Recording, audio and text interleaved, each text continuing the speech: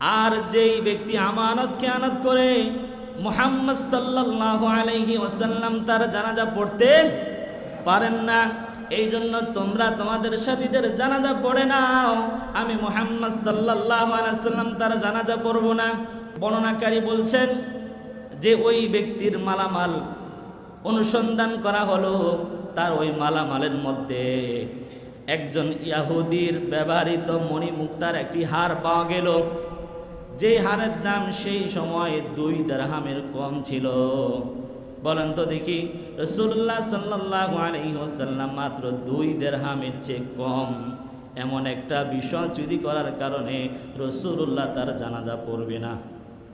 তাহলে বোঝা গেল হাদিস থেকে এই বিষয়টা সহজ না কঠিন? এই জন্য রাসূলুল্লাহ তার জানাজা পড়েন নাই। অন্য হাদিসের বর্ণনায় আন সাওবান আন রাসূলিল্লাহ সাল্লাল্লাহু আলাইহি ওয়াসাল্লাম মান জাআ ইয়াউমাল কিয়ামাতি বারিয়ান মিন সালাস, হযরত সাওবান রাদিয়াল্লাহু আনহু হইতে বর্ণনা, রাসূলুল্লাহ সাল্লাল্লাহু আলাইহি ওয়াসাল্লাম বলেন, যদি কোনো ব্যক্তি 3টি গুনাহ থেকে মুক্ত হয়ে হাসরের ময়দানে উঠতে পারে, আল্লাহ রাসূল বলেন দাখালাল জান্নাহ, সে জান্নাতে প্রবেশ করবে। সুবহানাল্লাহ পড়েন। সে কোথায় প্রবেশ করবে?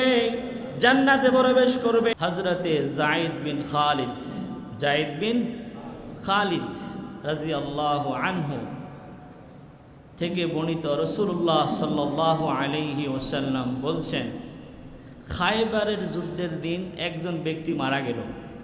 ইয়া রাসূলুল্লাহ, ইয়া হাবিবাল্লাহ, একজন ব্যক্তি মারা গেছে। রাসূল করিম সাল্লাল্লাহু আলাইহি ওয়াসাল্লামের কাছে যখন এই সংবাদ এলো, বিশ্বনবী মুহাম্মদুর রাসূলুল্লাহ সাল্লাল্লাহু আলাইহি ওয়াসাল্লাম বললেন, ও আমার সাহাবীরা, তোমরা নিজেরা জানাজা পড়ে নাও, আমি তার জানাজা পড়ব না। রাসূলুল্লাহ সাল্লাল্লাহু আলাইহি ওয়াসাল্লাম যখন বললেন, সাল্লু আলা সাহিবিকুম, তোমরা নিজেরা জানাজা পড়ে নাও, আমি মুহাম্মদ সাল্লাল্লাহু আলাইহি ওয়াসাল্লাম জানাজা পড়ব না। রাসূলুল্লাহর জবান থেকে যখন সাহাবায়ে কেরাম এমন কথা শুনলেন, সাহাবায়ে কেরামের চেহারা পরিবর্তন হয়ে গেল।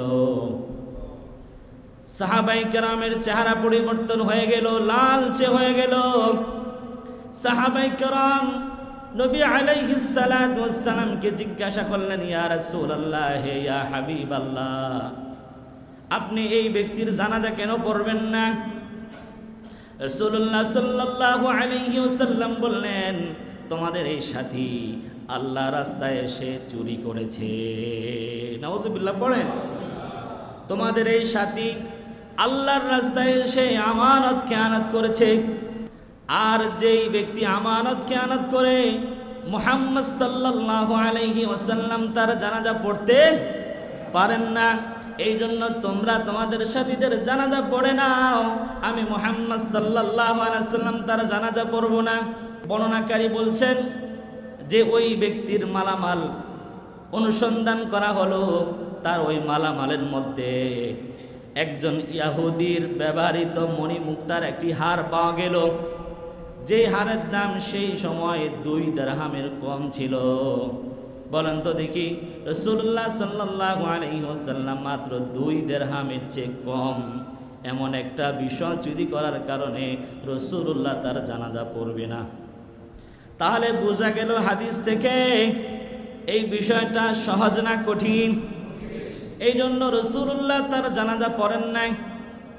অন্য হাদিসের বর্ণনায় আন সাওবান আন রাসূলিল্লাহ সাল্লাল্লাহু আলাইহি ওয়াসাল্লাম মান জাআ ইয়াউমাল কিয়ামাতি বারিয়ান মিন সালাস, হযরত সাওবান রাদিয়াল্লাহু আনহু হইতে বর্ণনা, রাসূলুল্লাহ সাল্লাল্লাহু আলাইহি ওয়াসাল্লাম বলেন, যদি কোনো ব্যক্তি 3টি গুনাহ থেকে মুক্ত হয়ে হাসরের ময়দানে উঠতে পারে, আল্লাহ রাসূল বলেন দাখালাল জান্নাহ, সে জান্নাতে প্রবেশ করবে। সুবহানাল্লাহ পড়েন। সে কোথায় প্রবেশ করবে? জান্নাতে প্রবেশ করবে। এক নাম্বার হলো অহংকার। অহংকার সমাজে আছে না নাই? একটা বাড়ির মালিক হয়েছে, একটা গাড়ির মালিক হয়েছে, কিছু টাকার মালিক হয়েছে, তার পাশ দিয়া যাওয়াই যায় না, আছে না নাই? তার সাথে কথাই বলা যায় না, আছে না নাই? এই জন্য রাসূলুল্লাহ বলছেন, যদি কোনো ব্যক্তি 3টা গুনাহ মুক্ত হয়ে কোথায় যেতে পারে? মা মিন মান জaa ইয়াউমাল কিয়ামাতি বারিয়ান, কোথায়? কিয়ামতের ময়দানে হাজির হতে পারে। এর মধ্যে 1 নাম্বার হলো অহংকার। আমাদের অহংকারের ঠেলায় পাশ দিয়ে মানুষ হাইটা যাইতেও পারে না, ঠিক না? এই জন্য রাসূলুল্লাহ বলছেন অহংকার করা যাবে না। কারণ অহংকারের যে বিষয়টা, এটা হলো আল্লাহ তাআলার। অহংকার করার ক্ষমতা একমাত্র আল্লাহ তাআলার, এছাড়া কোনো মানুষের অহংকার করার অধিকার নাই। মানুষ এত দুর্বল, মানুষ এত নিচু মানের, সে মানুষ আবার কিভাবে অহংকার করবে? যে মানুষ পবিত্র নয়, যে মানুষের নাকে মুখে দুর্গন্ধ হয়, আর অন্যান্য অনেক দুর্গন্ধ হয়, তো এই জিনিসগুলো থেকে যিনি পবিত্র তিনি কে? তো অহংকার তিনি করতে পারেন যেগুলো মানুষ থেকে আল্লাহ তাআলা পবিত্র। এই জন্য প্রিয় ভাইরা, এই কথাগুলো শুধু মসজিদে আমরা রাখবো নাকি সমাজে ছড়িয়ে দিব? এইগুলো আমাদের জানা দরকার আছে না নাই? আমল করা দরকার আছে না নাই? না শুধু মসজিদে থেকে যাবে? মসজিদে থেকে যাবে? এই হাদিস কি মসজিদে থেকে যাবে, নাকি বাড়িতে, ঘরে, আমাদের রাষ্ট্রে, সমাজে, পরিবারে, সব জায়গায় আমল করা দরকার? সব জায়গায় আমল করা দরকার আছে না নাই? আমরা আজকে সমাজটাকে, আমাদের বাস্তব জীবনটাকে, বাস্তব আমলটাকে আমরা আজকে হালকা করে দেখছি। আমরা আমাদের জীবনের আমলগুলো, জীবনের যে শরিয়াগুলো, যে বিধানগুলো আল্লাহ সুবহানাহু ওয়া তাআলা দিয়েছেন, এগুলোকে আমরা আজকে হালকা করে দেখছি, ঠিক কিনা বলেন? আজকে হালকা করে দেখছি। এই জন্য 1 নাম্বার হলো অহংকার, 2 নাম্বার হলো রাসূলুল্লাহ বলেছেন খেয়ানাত। 2 নাম্বার কি? 2 নাম্বার হলো খেয়ানাত। সমাজে খেয়ানত আছে না নাই? মা মরে গেছে, বাবা মরে গেছে, ভাই ভাইয়ের সম্পদগুলো বুঝায় দেয় না, সমাজে আছে না নাই? অথচ ভাই মরে গেছে, বাবা মরে গেছে, মা মরে গেছে, মা বাবার সম্পত্তি বড় ভাইয়ের কাছে রয়ে গিয়েছে আমানত, অথচ আমানত খেয়ানত করছে, দিচ্ছে না, এমন আছে না নাই? এই জন্য প্রতিটা কদমে, প্রতিটা পদক্ষেপে আমাদের আমানতের খেয়ানত হচ্ছে। 3 নাম্বার হলো ঋণ। 3 নাম্বার কি? 3 নাম্বার হলো ঋণ। এই গুনাহগুলো থেকে যদি কোনো ব্যক্তি মুক্ত হয়ে কিয়ামতের ময়দানে আল্লাহর সামনে হাজিরা দিতে পারে, রাসূলুল্লাহ বলেছেন ফাদখালাহুল জান্নাহ, সে জান্নাতে প্রবেশ করবে।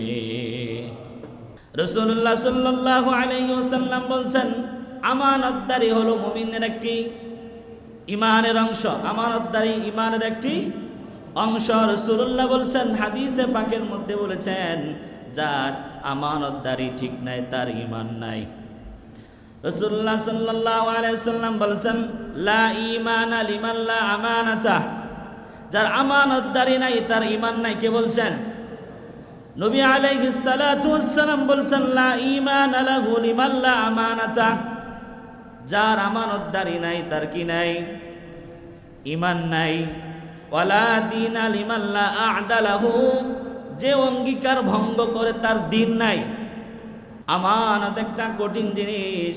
আমরা আমানত বলতে আমাদের মেধা এতটুকু অগ্রসর হয় যে আমাদের কাছে কোনো একজন ব্যক্তি কিছু টাকা রাখলো অথবা কোনো সোনা গহনা রাখলো, সেই ব্যক্তি বললেন যে আমাকে অমুক তারিখে দিয়া দিয়েন, এটা আপনার কাছে আমানত।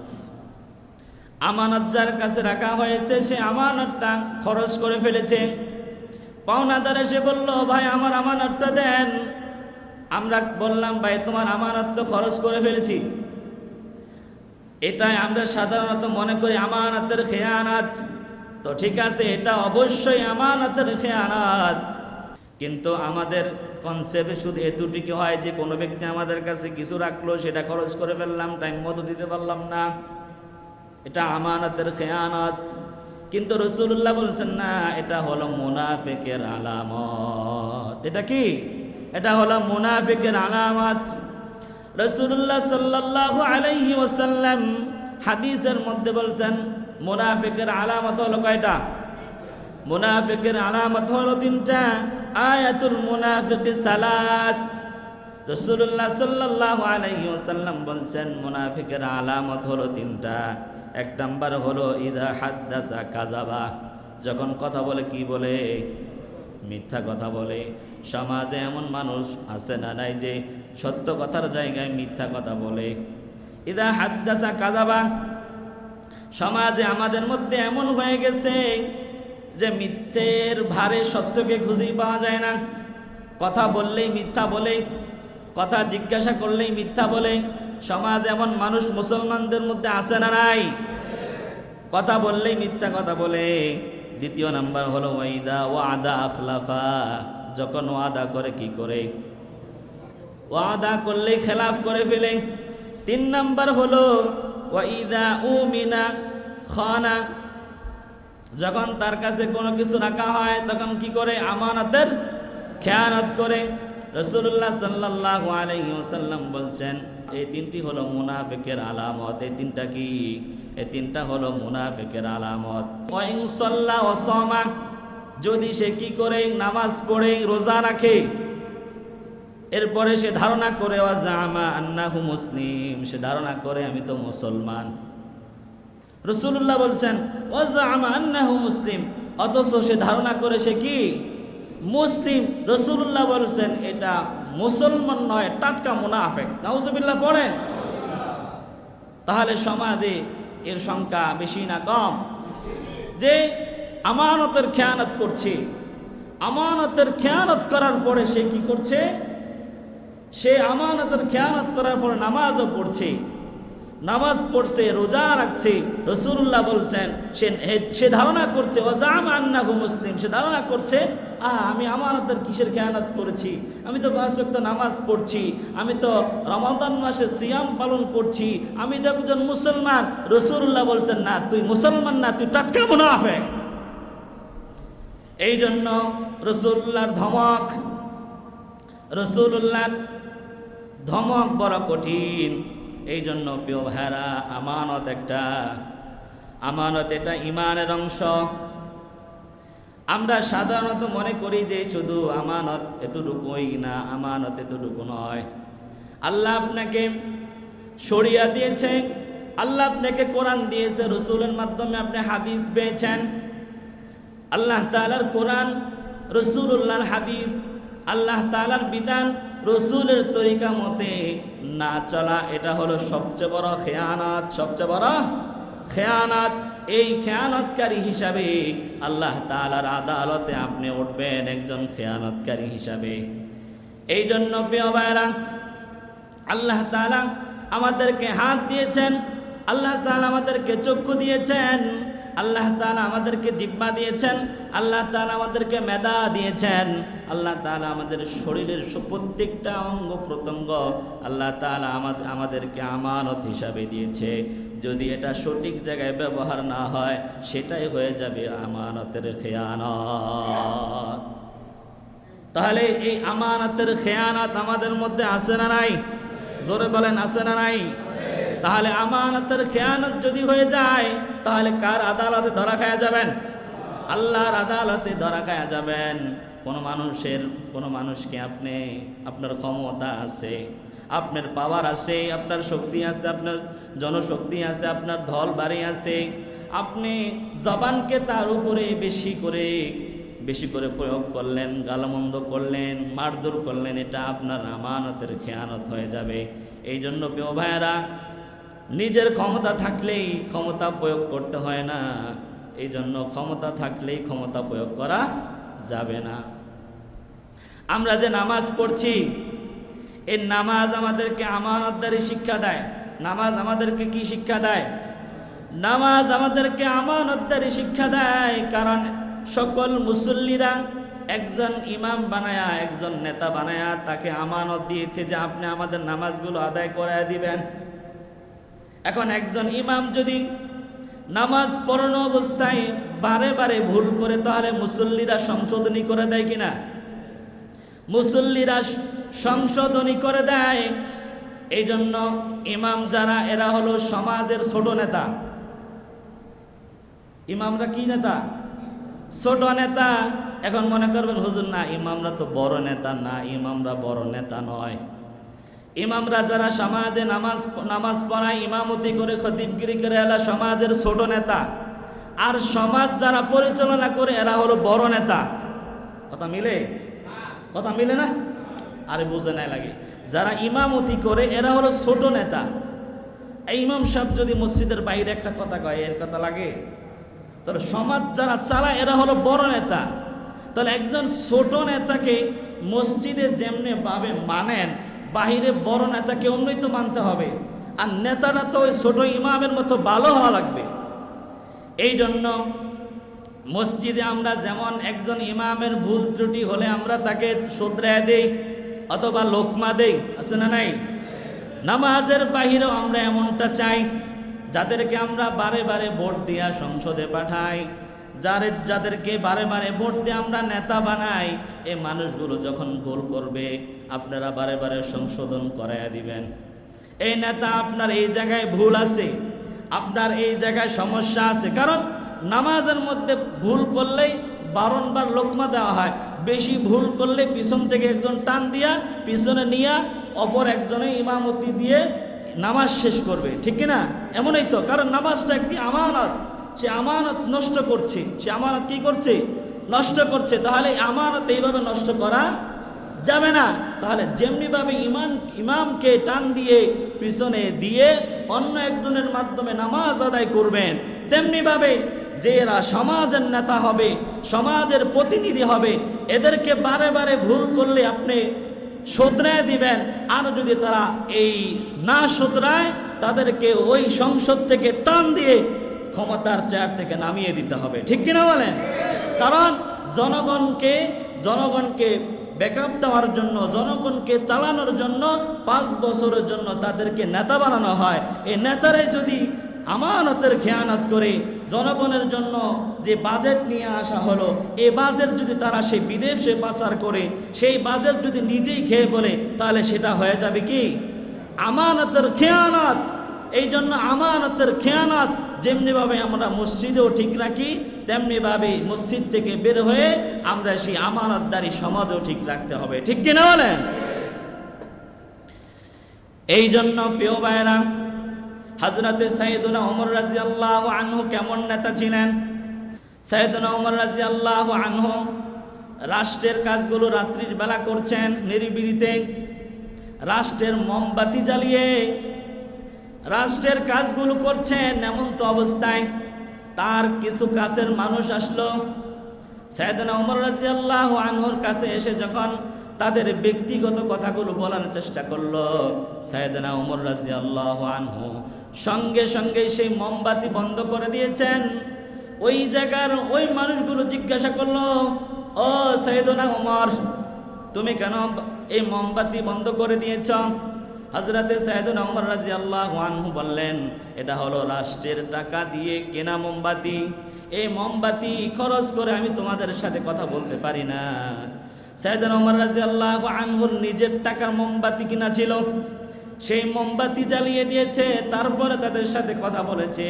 এমন যদি হতো আমাদের নেতা হতো ওমরেরই মতো হতো, আবু বকরের মতো। পড়েন, এমন যদি হতো আমাদের নেতা হতো ওমরেরই মতো হতো, আবু বকরের মতো, ঠিক কিনা?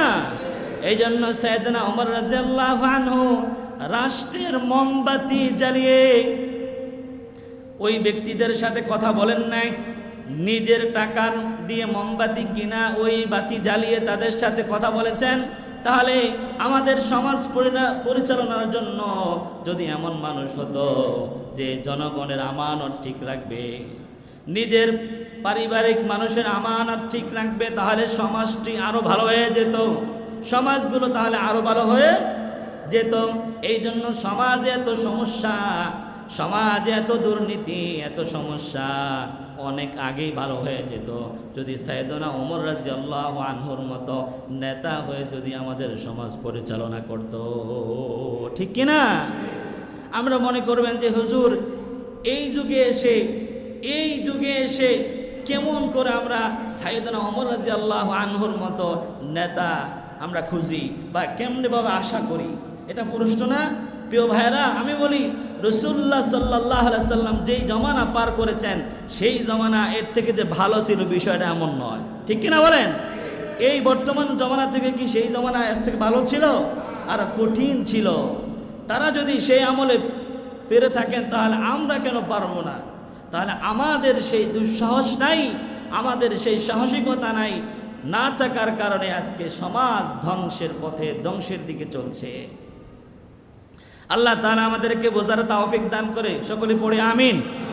আল্লাহ সুবহানাহু ওয়া তাআলা বলেন, ইন্না আরাদনাল আমানাতা আলাস সামাওয়াতি ওয়াল আরদি ওয়াল জিবাল فأبين أن يحملنها وأشفقن منها وحملها الإنسان إنه كان ظلوما جهولا।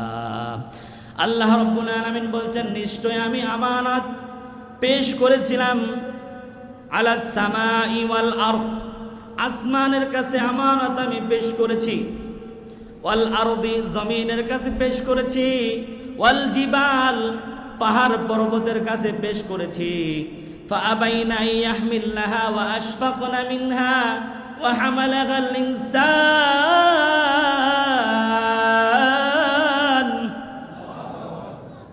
আসমান এবং জমিন পাহাড় পর্বতকেও আমানত নিতে স্বীকার করলো না, অস্বীকৃতি জানালো। আমি মানুষের কাছে যখন আমানত পেশ করার কথা বললাম, মানুষ সহজেই গ্রহণ করলো। আর আল্লাহ বলছেন, ইন্নাহু কানা যালুমান জাহুলা, নিশ্চয়ই মানুষ অতিশয় জালেম, নিশ্চয়ই মানুষ অতিশয় অজ্ঞ। আমি বলছি না, আল্লাহ বলছেন। সাইয়েদনা হযরত আদম আলাইহিস সালাতু ওয়াস সালামের কাছে যখন বললেন, আদম তুমি নিতে চাও? আদম আলাইহিস সালামকে যখন জিজ্ঞাসা করলেন, বললেন হ্যাঁ আল্লাহ আমি নিতে চাই, এর বিনিময় কি পাওয়া যাবে? আল্লাহ সুবহানাহু ওয়া তাআলা বললেন, যদি তুমি এই আমানত ঠিক রাখতে পারো, এটা পূর্ণভাবে আদায় করতে পারো, তাহলে তোমার জন্য পূর্ণাঙ্গ পুরস্কার আছে। যদি পূর্ণাঙ্গ আদায় করতে পারো, এটা ধরে রাখতে পারো। হযরতে আদম আলাইহিস সালাম বললেন, হ্যাঁ ঠিক আছে, আমি পূর্ণাঙ্গভাবে আদায় করতে পারবো। আল্লাহ তাআলা হযরতে সাইয়েদনা আদম আলাইহিস সালাতু ওয়াস সালামের কাছে আমানত রাখলেন।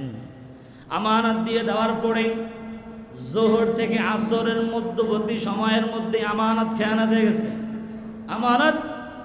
আমানত খেয়ানত হয়ে গেছে। সেটা কি? আল্লাহ বলেছেন, ওয়ালা তাকরাবা হাদিহিস শাজারা, গাছের কাছে যেও না, তাহলে কি হয়ে যাবা?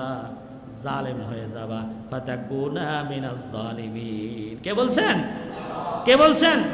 আল্লাহ বলছেন, তোমার কাছে আমানত দেওয়া হলো, যদি তুমি এই আমানত ঠিক রাখতে পারো তাহলে তোমাকে কি দেওয়া হবে? মহা পুরস্কার দেওয়া হবে, মহা পুরস্কারে পুরস্কৃত করা হবে।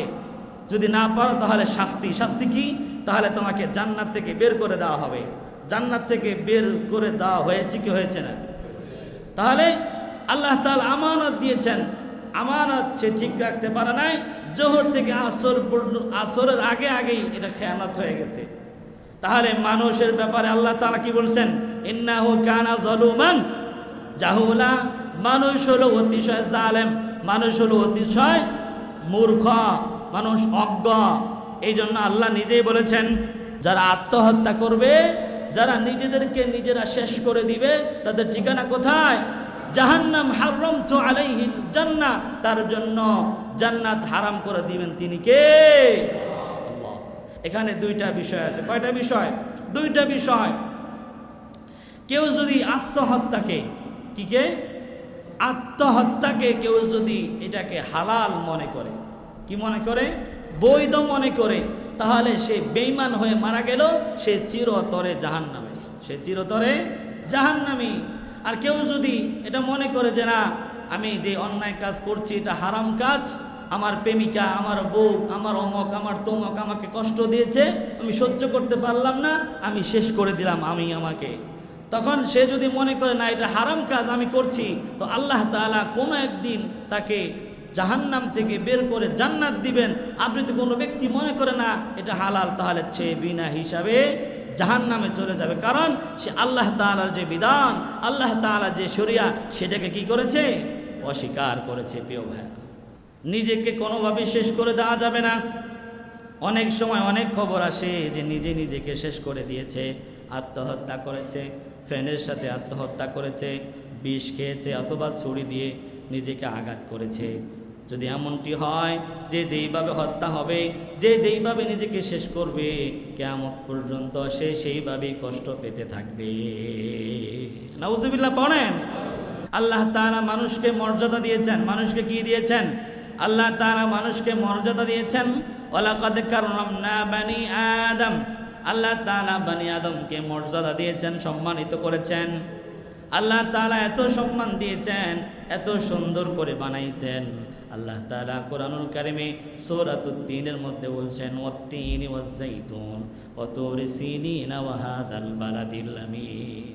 আল্লাহ তাআলা চারটি কসম খাইলেন। কয়টা কসম খাইলেন? চারটা কসম খাইলেন। আল্লাহ তাআলার চারটা কসম খাওয়ার কোনো দরকার আছে? আল্লাহ তাআলা হলো এমন কালামুল মুলুকি মুলুকুল কালাম, যিনি কসম খাইলেও সত্য, কসম না খাইলেও সত্য। তো কেন কসম খায়? তবিয়ত ইনসান তাড়াতাড়ি বিশ্বাস করে। এই জন্য আল্লাহ তাআলা কসম করেছেন, যে বলছেন লাকাদ খালাকনাল ইনসানা ফি আহসানি তাকওয়িম। মানুষকে এত সুন্দরভাবে আমি সৃজন করেছি, যা পৃথিবীর এমন কোন সৃজনকে, এমন কোন সৃষ্টিকে আমি এত সুন্দর করে বানাই নাই। আল্লাহু আকবার। মানুষ কত সুন্দর, আমার নবী আলাইহিস সালাম কত সুন্দর ছিলেন। চাঁদের চেয়ে সুন্দর তুমি নবী আমার কামলিওয়ালা। বলেন, চাঁদের চেয়ে সুন্দর তুমি নবী আমার কামলিওয়ালা। সুখে দুঃখে প্রিয় হাবিব, সুখে দুঃখে প্রিয় হাবিব নবী আমার সাল্লাল্লাহু আলা। চাঁদের চেয়ে সুন্দর তুমি নবী আমার কামলিওয়ালা। মারহাবা বলেন। নবী আলাইহিস সালাম কত সুন্দর ছিলেন। হযরত সাইয়েদনা ইউসুফ আলাইহিস সালাম কত সুন্দর ছিলেন, যাকে চেহারা দেখেই ওই দাসীরা তাদের হাত কেটে ফেলে। কত সুন্দর। আল্লাহ তাআলা এত সুন্দর করে ফেরেশতাও বানান নাই, এত সুন্দর করে জিন জাতীয় কেউ বানান নাই। মানুষ বলে যে জিনের মতো সুন্দর, কয় কি কয় না? জিন এত সুন্দর নয়। আপনি দেখতে যদি দেখা যেত তাহলে বুঝতে পারতেন।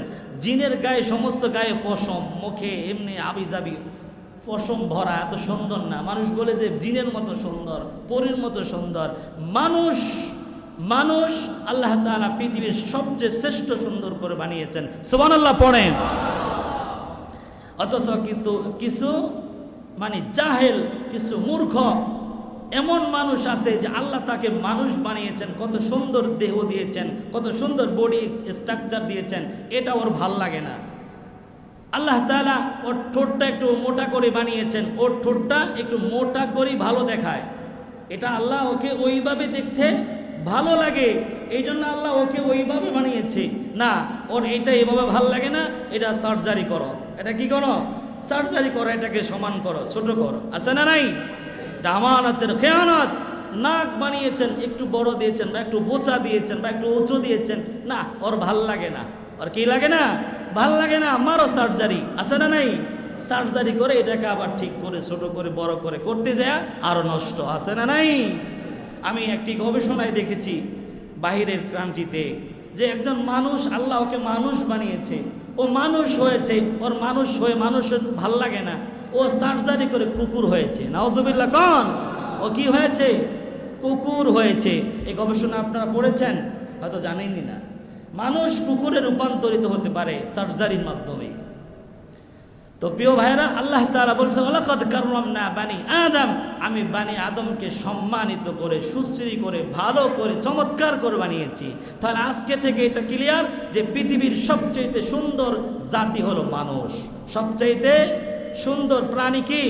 মানুষ, যেটা ফেরেশতার থেকেও সুন্দর। কার থেকে সুন্দর? ফেরেশতার থেকেও সুন্দর, জিন পরী থেকেও সুন্দর। আল্লাহ তাআলা তো বলেন না লাকাদ খালাকনাল মালাইকা। আল্লাহ কইছেন? আল্লাহ কইছে লাকাদ খালাকনাল ইনসান। আল্লাহ বলছেন লাকাদ খালাকনাল ইনসান। আল্লাহ তো বলেন না লাকাদ খালাকনাল জিন। বলছেন? আল্লাহ বলেন নাই। তাহলে এটাই সত্য। আল্লাহ বলেছেন লাকাদ খালাকনাল ইনসান, ইনসান অর্থ কি? মানুষ। লাকাদ খালাকনাল ইনসানা ফি আহসানি তাকওয়িম, আমি মানুষকে সবচেয়ে সুন্দর করে বানিয়েছি। আল্লাহু আকবার। তাহলে আল্লাহ তাআলা আমাদেরকে যেইভাবেই দেখতে তার ভালো লাগে, আমাদের প্রত্যেককে আল্লাহ তাআলা ওইভাবে বানিয়েছে। এটা অভিযোগ দেওয়ার কোনো সুযোগ নাই। আল্লাহ ওরে ধলা বানাইছে, আল্লাহ ওরে কালা বানাইছে, আল্লাহ অমুক অমুক দিছে, আমাকে এটা দেয় না, এটা বলা যাবে? এটা বলা যাবে না। আরে দেখেন, জান্নাতে আল্লাহ তাআলা যে দিবেন, কোনো মানুষের চেহারা দেখে জান্নাতে দিবেন? যদি কোনো মানুষের চেহারা দেখেই যদি জান্নাত দিবেন, তাহলে মনে হয় সম্ভবত আমেরিকার মানুষ বেশি সুন্দর, বেশি সাদা, বেশি, ঠিক না? বেশি সাদা, তাহলে তারাই জান্নাত পাবে, আফ্রিকার একটাও জান্নাত পাবে না, ঠিক কি না? যদি আল্লাহ তাআলা চেহারা দেখে জান্নাত দেয়, তাহলে কি এটা কোনোদিন ঠিক? আল্লাহ তাআলা এটা দেখবেন না। আল্লাহ দেখবেন আলা ইন্না ফিল জাসাদি লামুদগা ইযা সালুহাত সালুহাল জাসাদু কুল্লু ওয়া ইযা ফাসাদাত ফাসাদাল জাসাদু কুল্লু আলা ওয়াহিয়াল কলব। যার দিল ভালো, তার অন্তর ভালো। চেহারা আমাদেরকে দিয়েছেন কি? আমানত। আমাদের প্রত্যেকটা অঙ্গ প্রত্যঙ্গ দিয়েছেন কি? আমানত। মনে থাকবে ইনশাআল্লাহ। আল্লাহ তাআলা আমাদেরকে এই আলোচনা থেকে আমানতদারি শিকার তৌফিক দান করুন।